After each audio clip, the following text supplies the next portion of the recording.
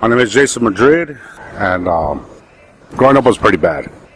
My mother was a single mother, raising me and my brother, so we had it hard. You know, as you go along life, you start learning things, and the only thing that I didn't learn, I was never told about, was on my permanent residence card. Where it says permanent, I thought it meant permanent. You can't get thrown out of the country, which I never even knew that could happen. The neighborhood I grew up in was bad, I did a lot of bad things, and because of all that, I moved out of there. In 1996, I joined the Marine Corps. And the reason why I joined the Marine Corps was to get away from everything, all the bad things, to have a new learning experience. And because I was told that I'd become a citizen. So I joined. It was great. It was the best time of my life. Learned a lot of things, a lot of experiences, seen a lot of things, seen a lot of places. At one point in time, we were supposed to go to Australia and do some training. But over the loudspeaker, they announced that there was going to be no Australia, that we were going to Saudi Arabia.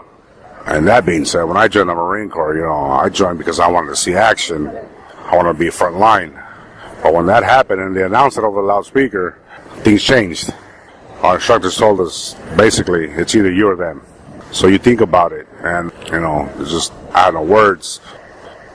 So when we went, we were just on standby. So we did amphibious landings, set up our gun gear, and whatnot. One more thing. When we deployed to Saudi Arabia, it was Operation Desert Fox in 1998.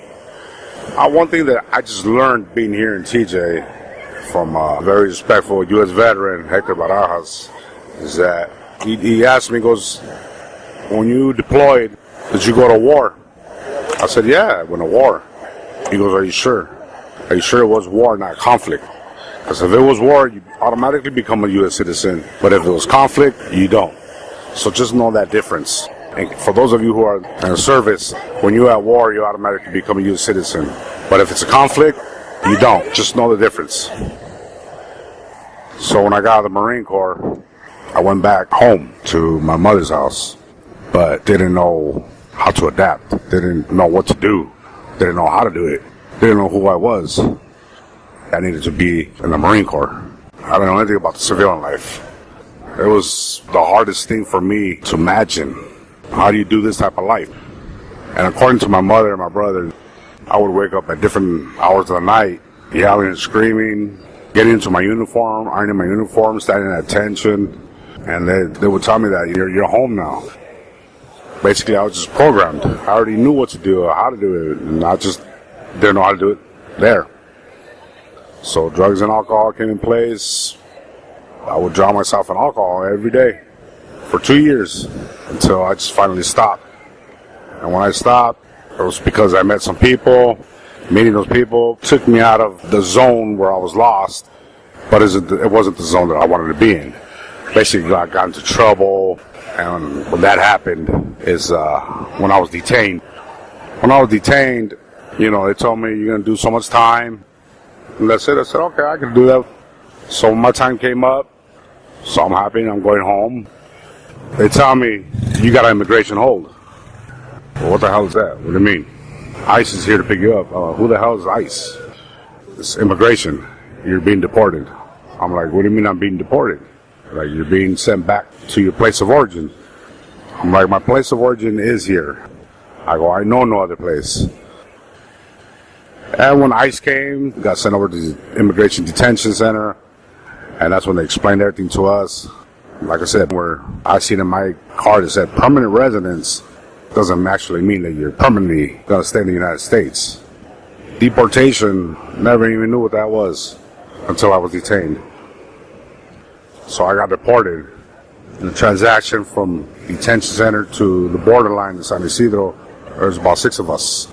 So everybody's yelling and screaming and mad, and I'm just quiet. So they turn around and ask me, why are you so quiet? And I replied, I look at it in a positive way. I'm being sent back to a place I'm unfamiliar with, but I have no record. I'm basically a clean slate. I can start all over again. And out of all of us, I'm basically the only one that actually did something for himself. So I became a police officer here in Tijuana. And to this point, I'm still a police officer. I am fighting my case to go back to the United States. Just because I'm here and where I was born doesn't mean that this is where I belong. Where I belong is the United States. I respect the Mexican flag, but it's not my flag. My flag is the United States flag. That's what I fought for. Like I said, I'm tired of being here. This is not for me. I'm not adapted to this. I can't adapt to it. It's not my home. I want to be home. Like I said, I work just to live. I don't work because I enjoy it or there's anything here for me. There's nothing here for me. So I just work so I can eat. If I don't eat, I'm going to end up in the streets like everybody else. Everybody else gets deported. Everybody who gets deported mainly can't adapt to society. They end up in the streets. Drug addicts, alcoholics, or dead. It's no joke. It's a misery. It's miserable. So I don't want to be here no more.